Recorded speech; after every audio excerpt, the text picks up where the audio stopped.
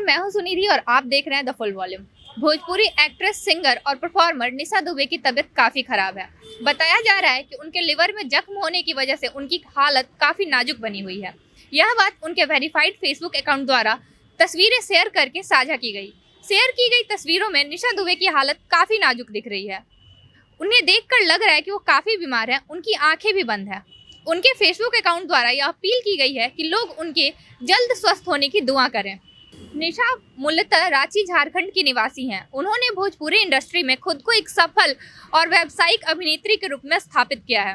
उन्होंने अपनी भोजपुरी सिनेमा में अभिनय करियर की शुरुआत 2005 में दिलदार सजना फिल्म से की थी।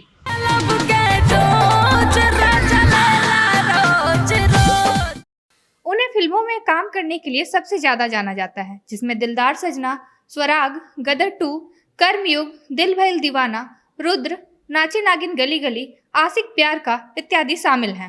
निशा दुबे बहुत प्रसिद्ध गायिका भी हैं और उन्होंने कई फिल्मों में गाने भी गाए हैं, जिसमें तोहरे हुई निशा जैसे गाने शामिल हैं।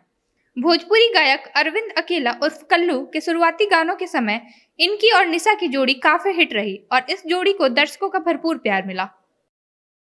हम दुआ कर रहे हैं कि निशा जी की तबीयत में जल्द से जल्द सुधार हो जाए। आपसे भी अपील है कि आप उनके जल्द स्वस्थ होने की कामना करें।